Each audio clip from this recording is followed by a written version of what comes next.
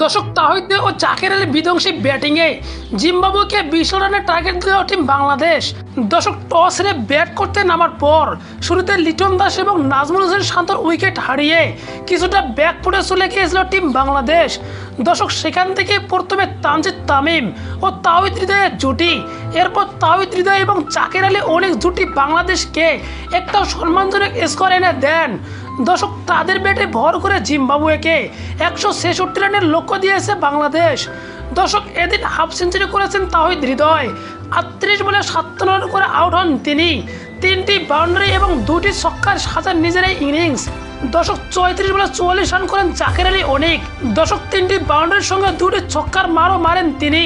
শেষ পর্যন্ত 5 উইকেট হারিয়ে 165 রান সংগ্রহ করে বাংলাদেশ। দর্শক এদিন টস হেরে ব্যাট করতে নেমে দ্রুত আউট হন লিটন কুমার দাস এবং অধিনায়ক নাজমুল হোসেন শান্ত। দর্শক দুজনে রয়েছেন দারুণ অফ ফর্মে, তবে বিশ্বকাপের আগে এই টপ অর্ডার ব্যাটারকে অফ ফর্ম খুব দুশ্চিন্তায় ফেলে দিয়েছে টিম ম্যানেজমেন্ট সহ ক্রিকেট প্রেমী সবাইকে। দর্শক আজ মঙ্গলবার চট্টগ্রামের জহুর আহমেদ চৌধুরী স্টেডিয়ামে টস হেরে ব্যাট করতে নামার পর নিজেকে হারিয়ে খুঁজছেন যেন লিটন কুমার দাস এবং নাজমুল হোসেন শান্ত। দর্শক এদিন তানজিদ হাসান তামিমের সঙ্গে ইনিংস ওপেন করতে নেমে 3.4 ওভারে 22 বলে 22 রানে জুটি করেন লিটন। এরপরে ব্লেসিং মুজারাবাড়ির বলে বোল্ড আউট হয়ে ফিরে আসেন বাংলাদেশের এই ওপেনার। দর্শক 15 বল মোকাবিলা করে মাত্র 12 রান করেন তিনি।